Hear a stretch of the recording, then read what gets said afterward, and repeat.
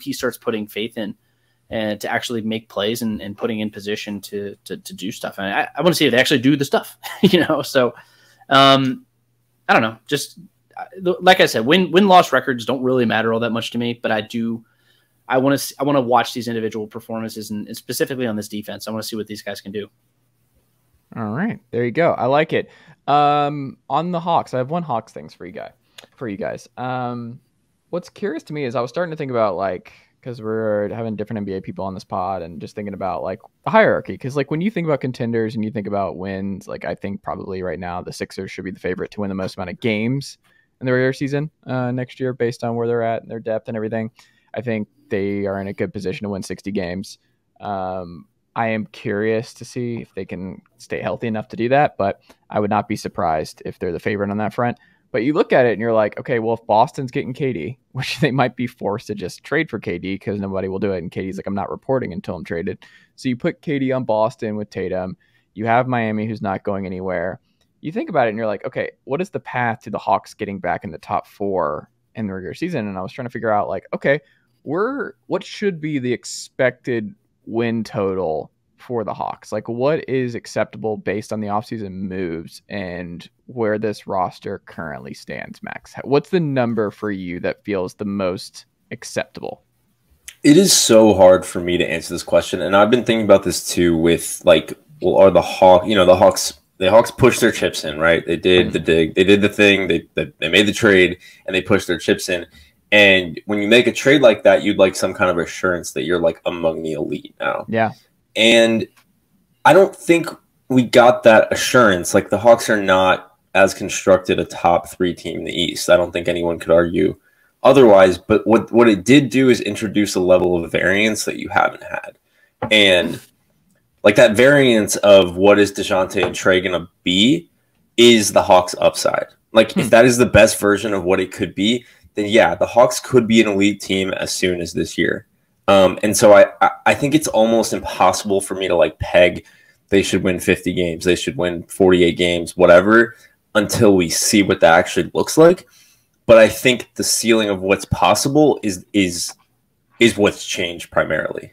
Expectations maybe have not gone that, have not increased by that much, baseline expectations, but the upside of the best version of this backcourt is the foundation of a title-winning backcourt is in play. It exists.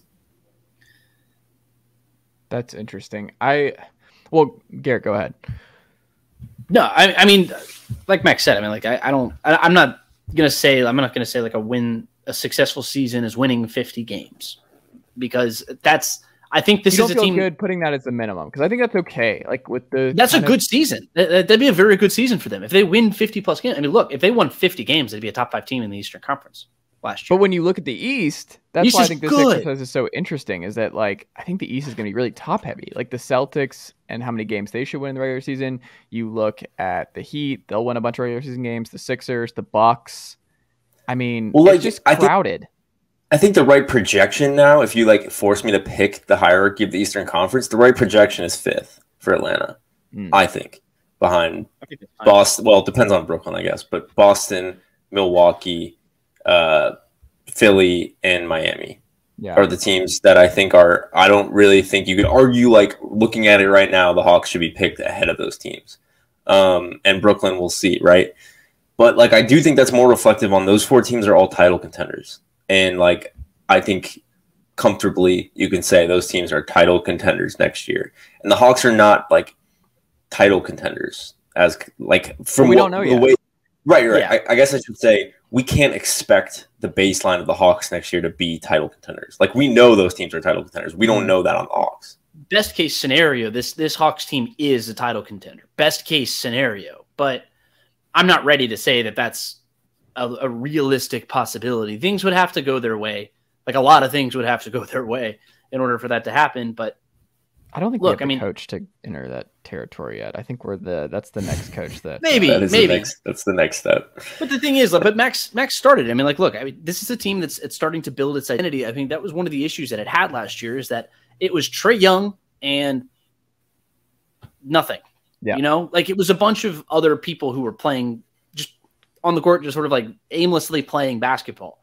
And Unless now you're a I rookie, think, then you were just pushed away. unless you walked just away. didn't know, then you go play for the Skyhawks. Mhm. But, but it's like, I think that this team finally has more of an identity. And I think that this Hawks team, if they didn't go through that early season stretch where they were just sort of in that hangover from the 2021 postseason, then we're looking at a team that would have won about 50 games. They were terrible in that first half of the season. But then people forget that this is a team that still flipped a switch. They just couldn't put it over the top because, you know, the Eastern Conference was a lot better this year. And I think it's going to be even better in 2022, 2023. So they cannot afford to have that stretch where they just look like they're listless and without life. You know, I think they're going to go through some growing pains, but growing pains are fine. What frustrated fans and me specifically was that this team looked unmotivated. They didn't look like they cared on any given night. Because, we're a team built for the playoffs. Bullshit. You lost in 5 games to the Miami Heat because you didn't win those games that mattered in November and December. And I don't think that team is going to be the same team that we see in November and December of this year. Are they going to – would that reflect on the win-loss record? That remains to be seen because you have changed the identity of this basketball team. I want to see how Trey can play off of the basketball. I want to see DeJounte Murray take the ball up the court. I want to see if Nate McMillan is going to rotate these guys properly, at least in my opinion, that what he should be doing. But the pieces are in place for this to be a title contender. I don't think that this is necessarily the year that they are. Well, I think the way I'm looking at it is like you start a rebuild by like collecting assets, right? You just collect assets and then you figure it out from there. And they started the rebuild with a superstar. That's the best asset you can have. They got their superstar, right? And you transition from like collecting assets to building a team, and that's like a slow process. But like, you know, you signed Danilo Gallinari and Bogdan Bogdanovic because those are free agent assets that you can get in the books and figure it out, right? You trade for Clint Capella because that's good value, and you know he pairs well with Trey. And you just kind of bring these guys in. You add first round Cam Reddish, like the talent's too good, you give him a chance. DeAndre Hunter, like, you know, you trade up for that because you like the player. And they had all these assets going on, but I do feel like they finally sort of constructed a team. And it's kind of the team that we all thought would work best with Trey, in theory, right? You have Trey, who is like, as I've said on this podcast a number of times, basically a top 5 NBA offense by himself. You throw him out there, and if he's healthy, you're going to be a top 5 offense. And that's a cheat code of kind. That comes with a huge liability, and that he needs to be surrounded by 4 guys who can guard. You have that now. And not only do you have that, you have depth on the wings. You added Mo Harkless. You added the Holiday brothers. And Aaron, yes, people forget. You're just throwing defenders like all over the place, and you have 2 bigs that you like. John Collins is a little bit the outlier piece in all this, and you know I think he's kind of here because there was really no other option to turn to, and that's sort of a different conversation entirely. But now you've gone from like here are all our assets to like here's our team, and I think that's what's like got me cautiously excited is like.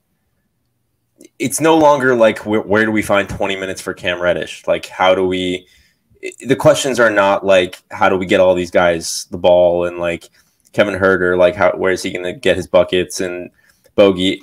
The questions are more to me like health and fit, and those are things we can't really see until they happen.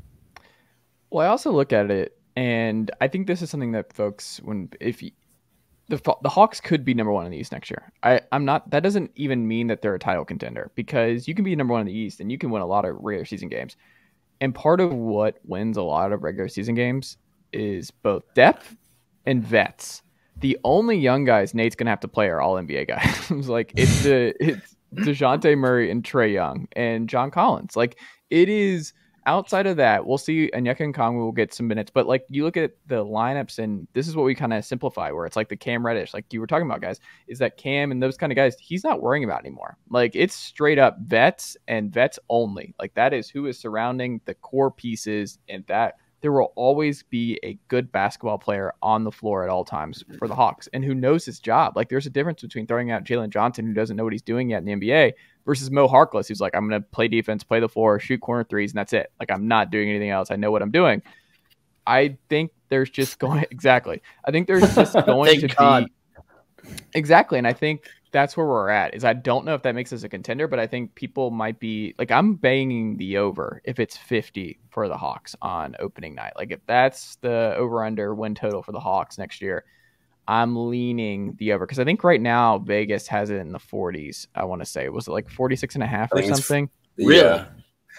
Oh, okay. I'm comfortable hitting the over on that. Just yeah. I mean, I'm very comfortable hitting the over on that. I would say to bring some cold water. First of all, I was all over last year's over of 48. I think, like, all over, and that was not fruitful. Yeah, they're 46.5. By the way, here's before you continue. Like, let me just throw out who's ahead of us in the East right now. So the Hawks sit at 46.5. Ahead is the Heat at 48.5. The Sixers ahead at 49.5. And then the Bucks at 52.5, and number one in the NBA altogether, the Celtics at 55.5. So right now, like you said, Max, number 5. Like, that's the number 5 seed right now. Yeah, and I think that makes sense. The reason I would caution against, like, the over and the regular season, like, 1 seed stuff is, and I was banging the drum for it last year. I do think it's going to take some time with the two of them. Like, I think just, like, you know, just in terms of feeling out how it's all going to work, I don't think it'll be like a hit the ground running type of thing. And so, you know, maybe I'll change my mind, but I don't think I'm going to overreact to, like, if the Hawks are 500 through 20 games or whatever. But that would not, obviously, that would not help out the over. So I think that's the only thing sort of holding me back on that number. Yeah, I mean, we are assuming that DeJounte Murray is completely fine with taking a number 2 role. This is a guy who the offense ran through him. He had, like, if you look at Trae Young's numbers, like his usage rate, it was obscenely high. Another guy who was really high was DeJounte Murray for the Spurs. You know, like, people, like, we're just assuming that he's going to be fine taking a back seat. And we're also assuming that Trae is fine cutting down that number substantially. So we're making I think these are fine assumptions to make because they want to win basketball games. I think they're both at that stage of their career. They've kind of cut their teeth a little bit. They know what it takes to win, and they've both lost badly. So they know what it takes to win. But are they willing to do it? That's really the biggest question. And then how does that cohesion work? So, I mean, Max, I mean, we both were talking about it. Like that whole period, like that November, December, that's going to be a huge period to see how these guys feel each other out. And I think the most encouraging like point in the favor of they will figure it out is that they're both energized and into this partnership. Like it's not like you're putting some odd couple together, superstar pairing. Like they both want to play together and they want to make it work. And in the NBA, that's like half the battle with superstars. One thing that I have taken. One thing that I've taken a lot of heart into specifically is that Trae Young has been training. First off, he's been playing with DeJounte Murray, but then he's also been training with Steph Curry this offseason. And Steph Curry is the king of off-ball offense. If in a perfect world, everyone wants Trae Young to be the next Steph Curry. He's not, obviously.